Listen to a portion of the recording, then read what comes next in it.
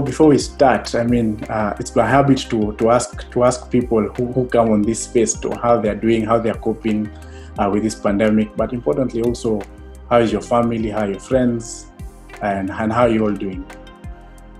Yeah, we are coping well under the circumstances. It's very much of a strain not to be able to move around as much as I'm used to. I'm not used to staying in one place for so long, pleasant or not.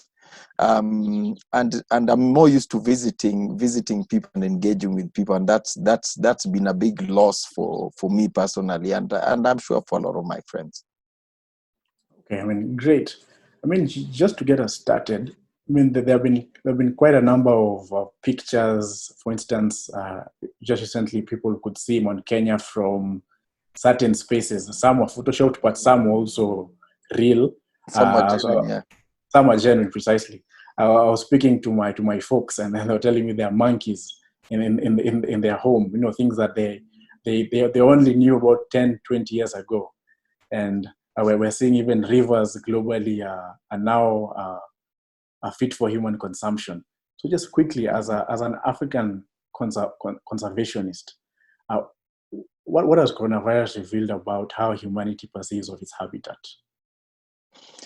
I think the coronavirus crisis has revealed sort of how much we take our natural environment for granted, especially those of us who live in places where we are constantly using environmental services like clean water, utilizing the spaces for whatever our commercial or recreational activities. It has shown us that there's a lot of our activities that are harmful, and some are unnecessary. Some are necessary, but we can change the way we do it. And that's basically what I think the effect on environmentalists around the world has been. But coming home to Kenya, I think it's also revealed how much of our environment, how much our environment is part of us. Even those who would sort of generally not go out deliberately on a recreational trip are now feeling the pinch of not being able to go to Geshagi or to this little plot wherever, or his little farm somewhere. So we are all feeling that pinch. And I think in this way, it has brought home to us how much this natural environment is part of us, and is not the recreational area that everything seeks to, or everybody seeks to tell us. And this is Kenya, you know, tourism is a big draw in Kenya, or I should say a big obsession. If you come down to the actual activity, it is pretty exclusive to a small part of our population, but the amount of noise made about it, or the amount of marketing, or the amount of money the government puts into it is huge. It's constantly in our faces. But we've now realized that even me going up country, the annual migration of Luos to quote unquote Dala is tourism. And it would be very sad. It's very sad now that we can't do it. We can't see Lake Victoria. People of Mount Kenya can't come up and see the mountain unless you go up on a building in Westlands. But we've now noticed how much this environment, how important a resource it is to this country. And I think the most traumatic effect of the rules brought in has been the clampdown on movement. We've got homes now that we can't go to. We've got family we can't visit.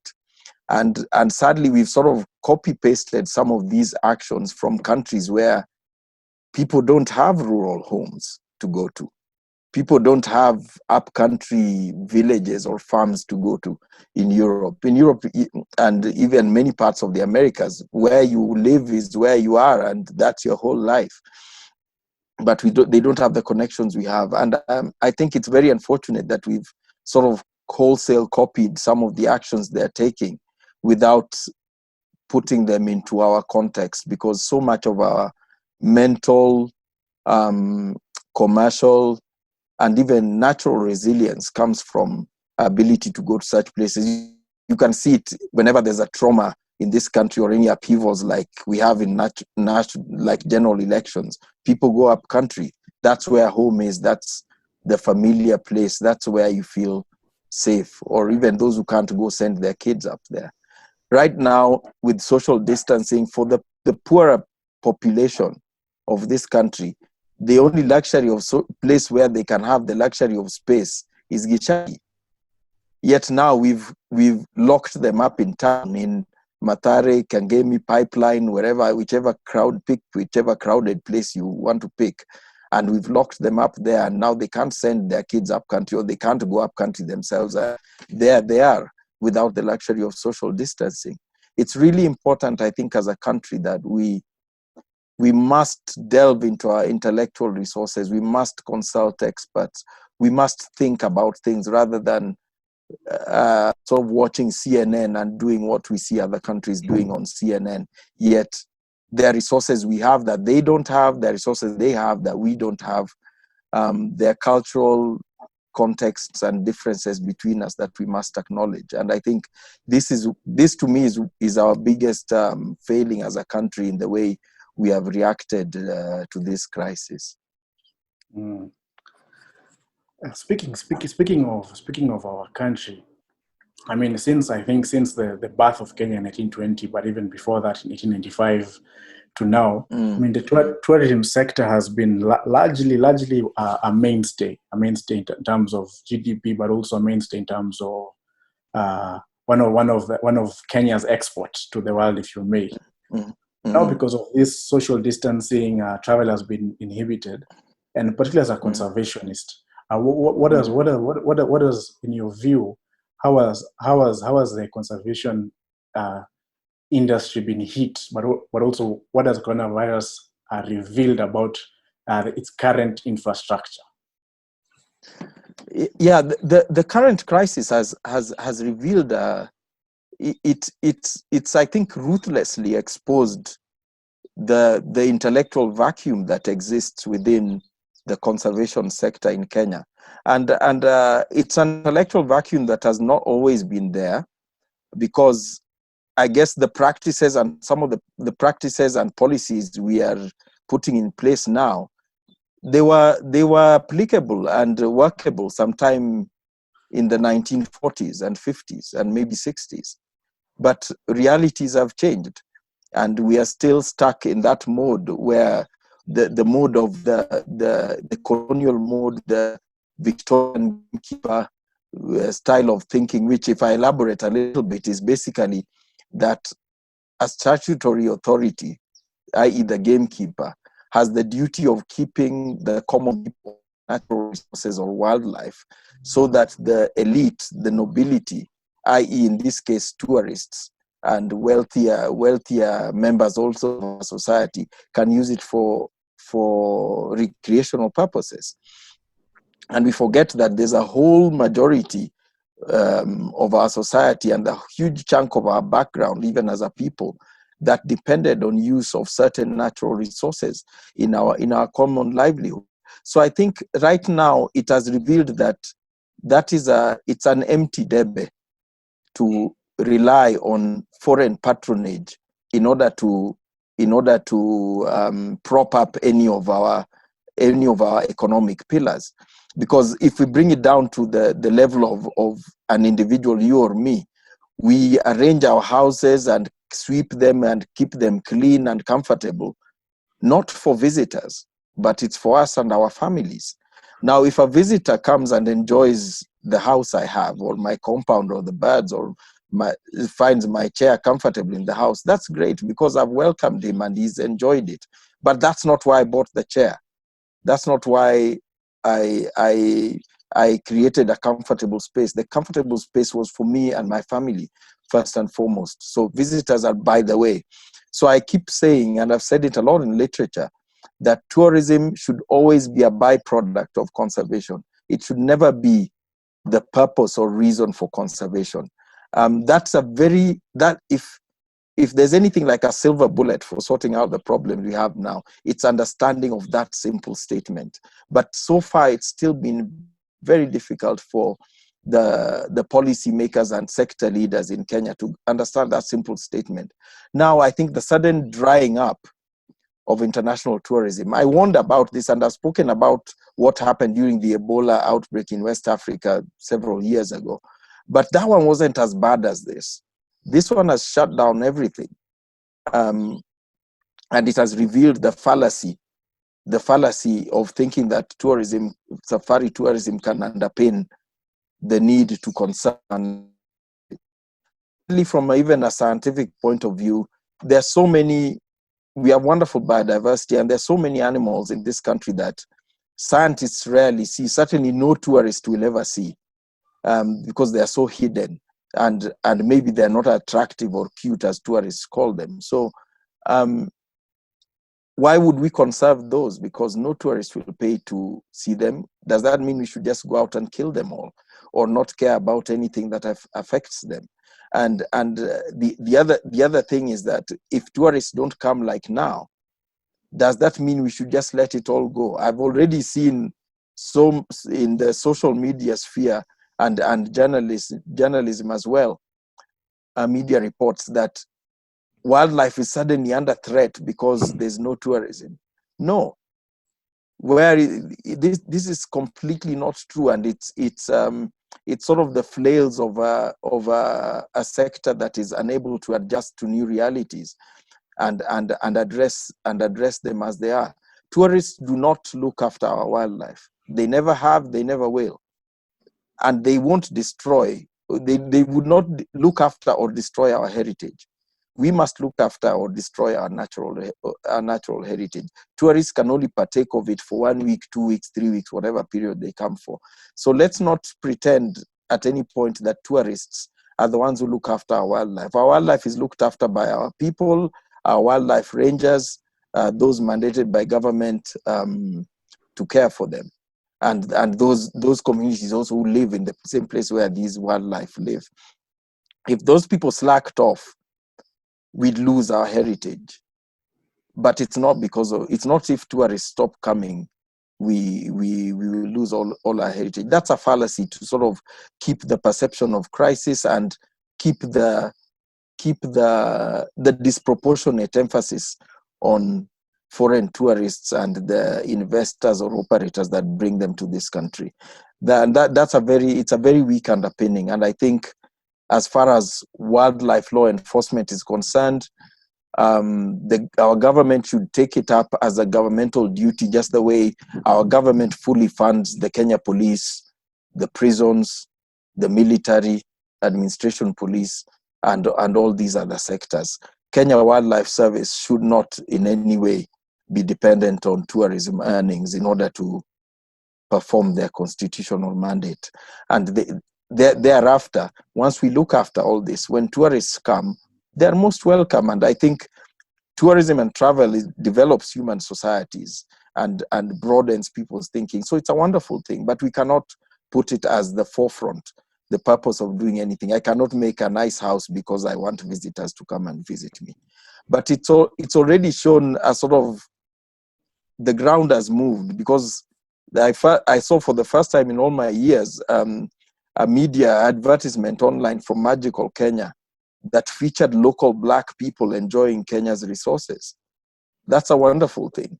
Magical Kenya has been obsessed with featuring white people enjoying, showing whatever we are doing to be good by being enjoyed by white people or foreigners. But they've now have this ad showing that times are difficult, but we will enjoy all these resources. And they're showing Kenyans enjoying these resources because they know the revival of all these things will depend first on local people partaking of them, not foreigners. It may be years before foreigners are brave enough to board a plane to go some other place, even though the place they're going to is probably less affected by COVID-19 than the countries where they come from. So we need to completely discard this 100-year-old narrative that we are still hanging on to now. Banking, business, agriculture, practice of law, medicine, etc., have changed beyond recognition even in the last 30 years. But tourism and conservation still hangs on to those colonial underpinnings, particularly in Africa. And in Africa, it's probably starkest because this is a continent of majority Black people. But the sector, the romance, the image, etc., is built around a narrative that was developed by Europeans who came here. And still, there's so many conservation projects that, frankly, are inspired by Tarzan, and they call themselves scientific. So we have to really rethink that. So this is what has happened is very traumatic, but we must see how we can come up with the new paradigms out of this trauma that was unintended.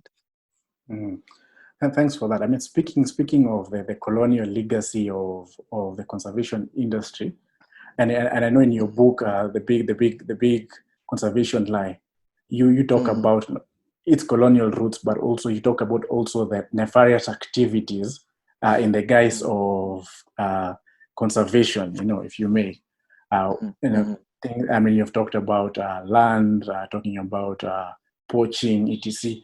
If you just quickly just give me perhaps a broader narrative, this 100-year narrative, how it has taken shape, but also the nefarious activities that keep this narrative alive. Yeah. I mean, the colonial roots of this is because, okay, the tourism, the first tourists, quote unquote, to Africa were the explorers, Livingstone, Henry Morton Stanley, and Samuel Baker and the ilk. The first real sort of person who really concentrated on wildlife and really the father of the tourism thinking as it is now, I think, is Teddy Roosevelt, with his famous safari to Kenya in 1909, or it was 1909, where he harvested hundreds and hundreds of animals for Smithsonian collection. But he that romanticized it. The long lines of porters trekking across the savannah on foot with white people on horses, hunting. That's Roosevelt and his party. The famous photos of it. It's still celebrated. Was in a big way in the U.S.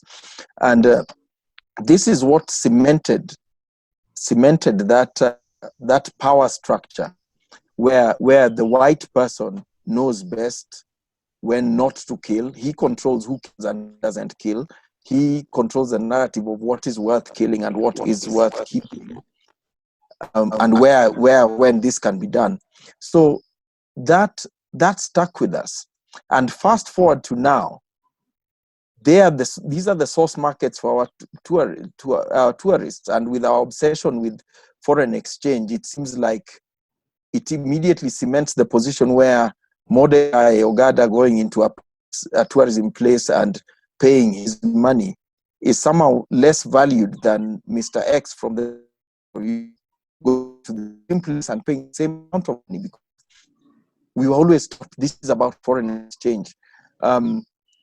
We are always told that what's the importance of wildlife? Because it earns us foreign exchange. A university professor will tell you that, minister for tourism will tell you that, and a standard 3 child will tell you that.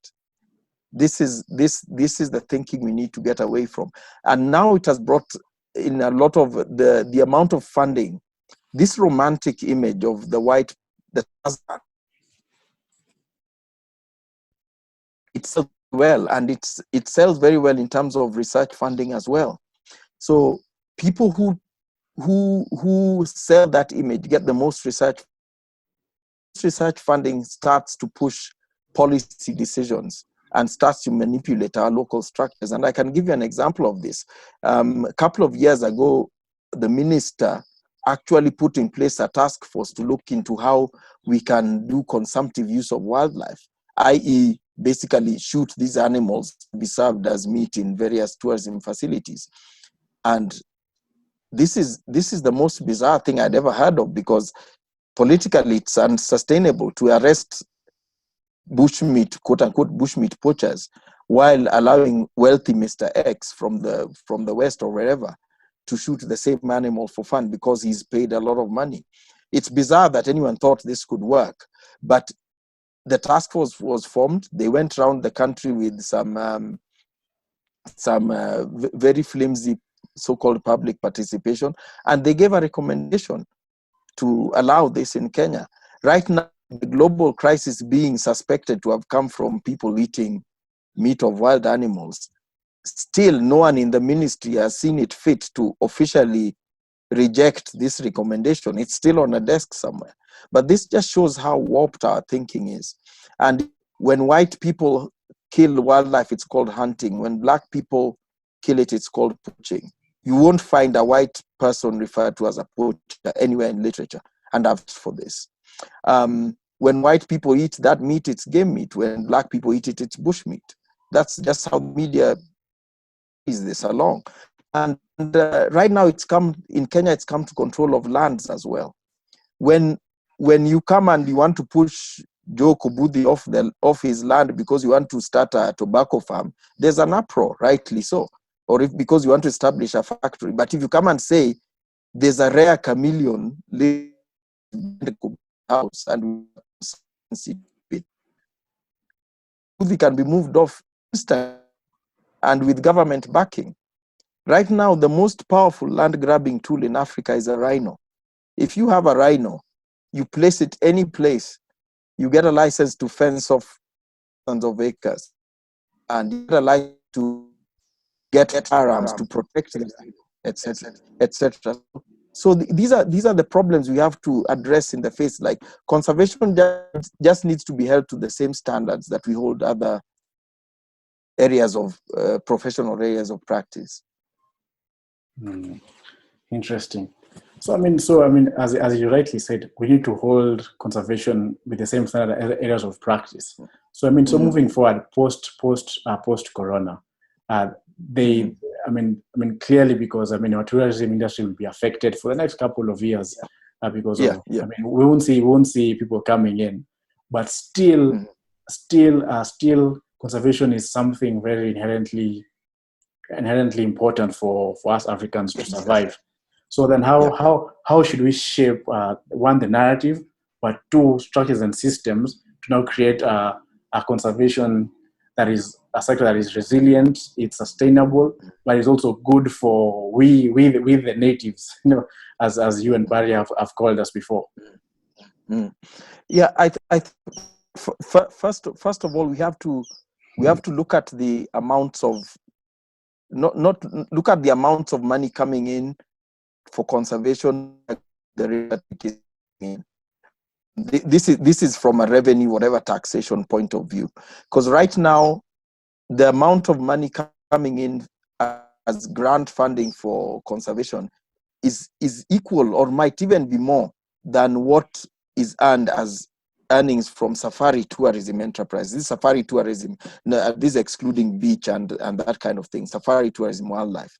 So we need to look at those numbers and get some logic into it. There should be no funding coming in for wildlife protection other than to KWS. If it's about buying guns, wildlife law enforcement, give the money to KWS. Right now, there are NGOs receiving money for guns and ammunition and actually running armed game scouts and law enforcement, which should not be the case. We must divorce conservation from tourism.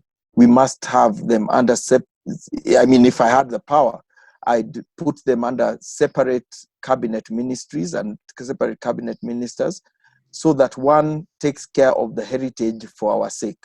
The other now markets what we have created or what we have taken care of. And one of the most fascinating things about Kenya that is not available in any other country in the world is the Kenyan people. Any tourism that's packaged not to include local people is passe. That's completely useless. You often see that tourists and tour operators complaining that they went to Samburu or Masai Mara and they saw too many livestock and people around there. If you don't want to see Samburu people, don't come to Kenya. If you don't want to see Masai people, don't come to Kenya.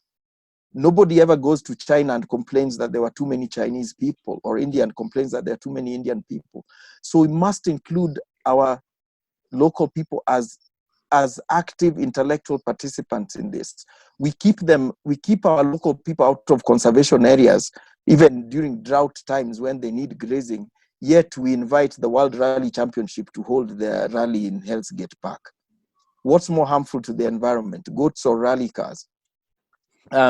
We keep people from using these areas, yet we invite things like Koroga Festival to happen in Hell's Gate Park. Koroga Festival can be done in Uhuru Park or a stadium or somewhere. But we have to first prioritize the needs of our people. And when we talk a lot about whiteness in this, whiteness is not necessarily white people in this context, but it's the way of thinking. The World Rally Championship is a white activity. Grazing of goats is a black activity. That's what I mean. It's a way of thinking, that something is right when it is neoliberal, commercialized, and financial. Our natural heritage does not have a financial value. It's priceless. And this is what we must change. We must disband and I think reconstitute KWS to clearly separate policy, leadership, etc. from law enforcement. Even though they might come under the same umbrella somewhere up there, but we should not have law enforcement people dealing with policy questions. Right now, we have a military person at the head of KWS dealing with the sort of issues I'm discussing with you here. I mean, it is not any blame on him if he cannot get good grips on this. But he is the overall head, and even the people who know this stuff have to report to him. So you see the serious systemic corrections that we need to make, and I think we have to look also at conservancy agreements over lands. Many of them are pinned on, our lease fees are pinned on profits from tourism, which are drying up now. So many people are not going to be paid their lease fees. I've seen pictures of some of people in some of the best run community conservancies in Kenya right now receiving relief food. In this rainy season with grass, with cattle, with everything, they're receiving relief food. That is because their livelihood had moved away from what they've done for thousands of years to tourism that depends on foreign patronage. We must find and build our own resilience. Everything else that comes from outside must be founded on our own inbuilt resilience, because as we've seen, we've always thought the world is vulnerable to nuclear war and all these things. Just a virus has basically shut down the world and changed it into something that it will never go back to being the same. I don't think it will. But this is a chance to rethink things and really exploit our intellectual resources, our people, etc., as part of the valuable makeup of this country we call Kenya. I think we will go far if we have these underpinnings and we stare at things and address them in the face as they are, rather than trying to please some people who have aims that are completely different from our indigenous ones. Dr. Mordecai Ogada, thank you for that. You're most welcome. Thank you for having me. Thanks. Keep safe, and we'll see you after that side of Corona.